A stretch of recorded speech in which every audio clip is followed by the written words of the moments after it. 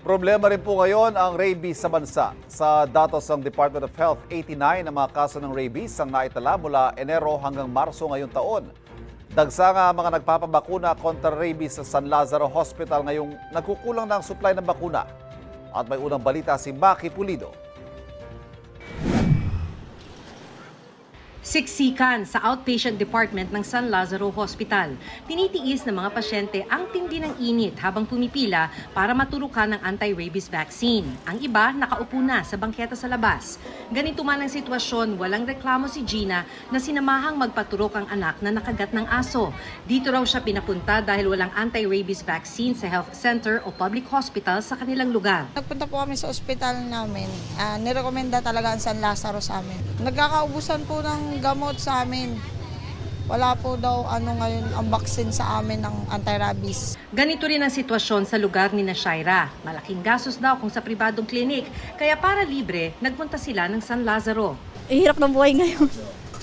Kaya mas mabuti na lang na magpa-tis-tis na lang dito sa Manila.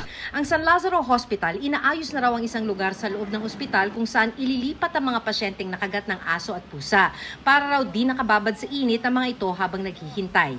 Nakikiusap din sila sa mga pasyente na sundin ang schedule na ibinigay sa kanila para hindi maghintay ng matagal at para di rin makaabala sa iba. Ayon sa tagapagsalita ng lungsod ng Maynila, hindi tumitigil ang kanilang anti-rabies vaccination para sa mga aso at pusa. Kung may pagkukulang man daw sa bakuna, handa silang punan nito. Tinutugunan din nila ang budget requirements ng ibang departamento. Paliwanag naman ng opisyal ng isang City Health Department na ayaw magpakilala, gipit ang supply ng anti-rabies vaccine ng maraming lokal na pamahalaan ngayon. Habang walang supply, nire-refer ang mga pasyente sa San Lazaro para libre.